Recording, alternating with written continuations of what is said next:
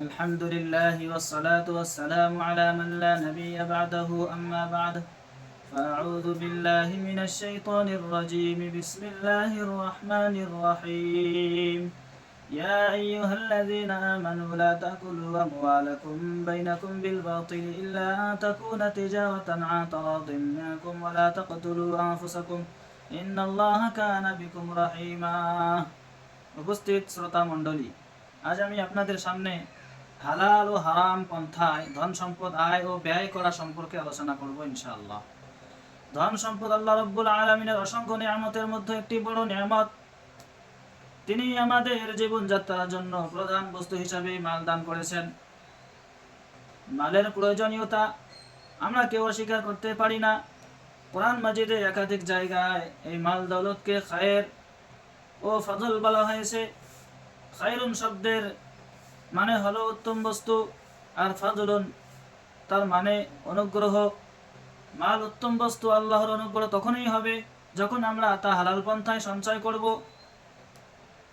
কেননা অবৈধভাবে সঞ্চিত মাল বরকত হয় না। তাছাড়া যে ব্যক্তির খাদ্য খোরাক লেবাস পোশাক হারাম মালের হয়, তার ইবাদত উপাসনা কবুল হয় না। মুসনাদে আহমদের 14,441 নম্বর হাদিসে বর্ণিত আছে, রাসূল সাল্লাল্লাহু আলাইহি ওয়াসাল্লাম বলেছেন, যে রক্ত মাংস হারাম মাল দ্বারা গঠিত তার জান্নাতে প্রবেশ করতে পারবে না, জাহান্নামই তার উপযুক্ত।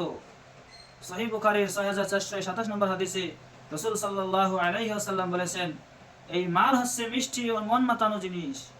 যে ব্যক্তি সঠিকভাবে মাল সংগ্রহ করে ন্যায় পথে খরচ করে, সেই মাল তার জন্য কতই না সুন্দর উপকারী জিনিস।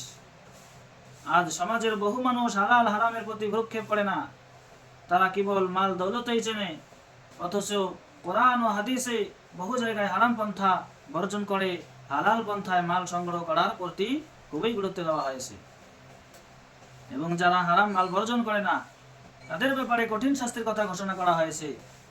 যেমন কোরআন মাজিদে সূরা নিসার 29 নম্বর আয়াতে আল্লাহ তাআলা বলেছেন, ইয়া আইয়ুহাল্লাযীনা আমানু লা তাকুলু আমওয়ালাকুম বাইনাকুম বিল বাতিলি ইল্লা আন তাকুনা তিজারাতান আন তারাদিম মিনকুম ওয়া লা তাকতুলু আনফুসাকুম ইন্নাল্লাহা কানা বিকুম রাহিমা।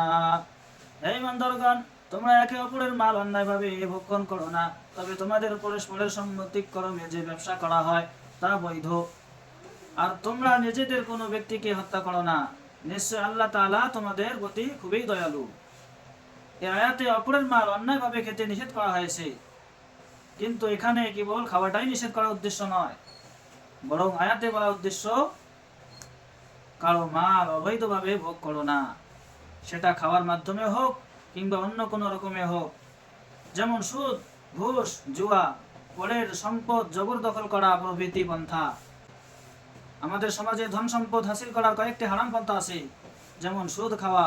সহিহ মুসলিমের 145 নম্বর হাদিসে 60টি বড় কাবিরা গুনাহের উল্লেখ আছে, তার মধ্যে একটি হলো সুদ খাওয়া। সুদখোরের প্রতি আল্লাহ দুনিয়া ও পরকালে রাগান্বিত থাকেন। সুদখোর এমন অভিশপ্ত যে তাকে আল্লাহ এবং আল্লাহর রাসূল তাদের সঙ্গে যুদ্ধ করতে আহ্বান করা হয়েছে। কোরআন মাজিদের সূরা বাকারার 279 নম্বর আয়াতে আল্লাহ তাআলা বলেছেন, ফাইল্লাম তাফআলু ফাআযানু বিহারবিন মিনাল্লাহি ওয়া রাসূলিহি। তোমরা যদি সুদের কারবার বন্ধ না করো, তবে আল্লাহ ও তার রাসূলের সাথে যুদ্ধ করতে প্রস্তুত হয়ে যাও। ইমাম আবু হানিফা রাহিমাহুল্লাহ বলেছেন, আমাদের শরীয়তে কেবল দুজন মহাপাপী এমন আছে যাদের বিরুদ্ধে স্বয়ং আল্লাহ তাআলা যুদ্ধ ঘোষণা করেছেন। একজন হলো সুদখোর, যার বিরুদ্ধে সূরা বাকারার 279 নম্বর আয়াতে বলা হয়েছে আল্লাহ তাআলা যুদ্ধ ঘোষণা করেছেন। দ্বিতীয় ব্যক্তি হলো যে ব্যক্তি আল্লাহর ওলির সাথে দুশমনী করেছে। সহিহ বুখারীর 3502 নম্বর হাদিসে আবু হুরায়রা রাদিয়াল্লাহু আনহু হতে বর্ণিত আছে, রাসূল সাল্লাল্লাহু আলাইহি ওয়াসাল্লাম বলেছেন, ইন্নাল্লাহা ক্বালা মান আদা লি ওয়ালিয়ান ফাকাদ আযানতুহু বিল হারবি। নিশ্চয় আল্লাহ তাআলা বলেছেন, যে ব্যক্তি আমার কোন ওলির সাথে দুশমনী করবে, আমি তার বিরুদ্ধে যুদ্ধ ঘোষণা করব। সহিহ বুখারীর 1598 নম্বর হাদিসে জাবির রাদিয়াল্লাহু আনহু হতে বর্ণিত আছে, সুদখোর সুদদাতা যে ব্যক্তি সুদের লেনদেন লেখে এবং যারা এর সাক্ষী থাকে, সকলের উপর রাসূল সাল্লাল্লাহু আলাইহি ওয়াসাল্লাম অভিশাপ দিয়েছেন। মুসনাদে আহমদের 8680 নম্বর হাদিসে আবু হুরায়রা রাদিয়াল্লাহু আনহু হইতে বর্ণিত আছে, রাসূল সাল্লাল্লাহু আলাইহি ওয়াসাল্লাম বলেছেন, আমি মিরাজের রজনীতে এমন একদল লোকের পাশ দিয়ে অতিক্রম করেছিলাম যাদের পেট ছিল ঘরের মতো বড়,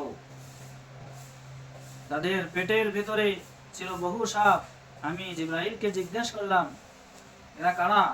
তিনি উত্তর দিলেন, এরা হচ্ছে সুদখোর। এ দ্বারা আমরা সুদখোরের পরিণাম যে কত ভয়াবহ তা সহজে অনুমান করতে পারি।